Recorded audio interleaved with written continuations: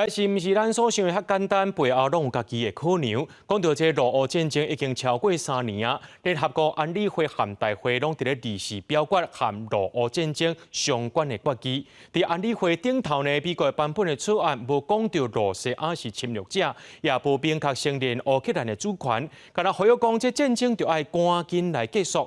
那联合国大会顶头呢，乌克兰含后面国家是要求讲，罗西亚就要承担所有的罪责。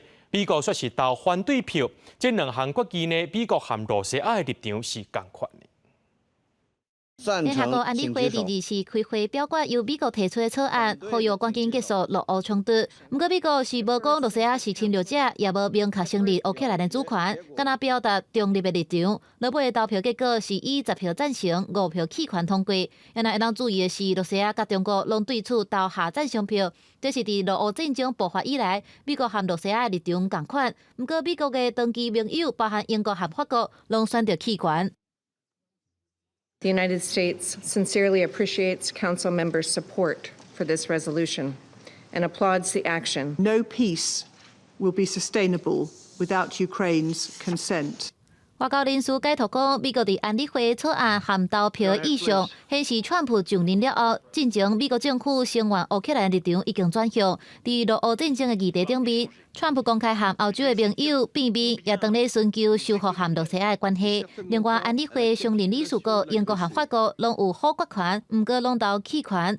显然是因为因无愿意对美国使用这项权力。弃权的。同一天，较早的时阵，乌克兰代表伫193个会员国的联合国大会顶面提出和欧盟共同起草的决议，包含罗西亚撤军、实施全方位的永久和平、和罗西亚承担战争罪责等等3页的诉求。大会以93票同意、18票反对、65票弃权批准。不过，投反对票的国家是包含罗西亚、美国和以色列等等，中国是投弃权。Призываем всех, кто действительно хочет добиться устойчивого мира на Украине, не дать просроченному киевскому князьку и его кукловодам сорвать предпринимаемые Россией и США усилия.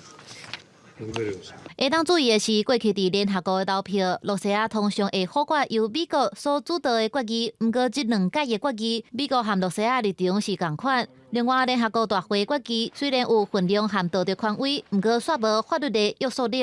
原来联合国安理会决议是对15个会员国有国际法顶面的效力。公司新闻新罗培编译。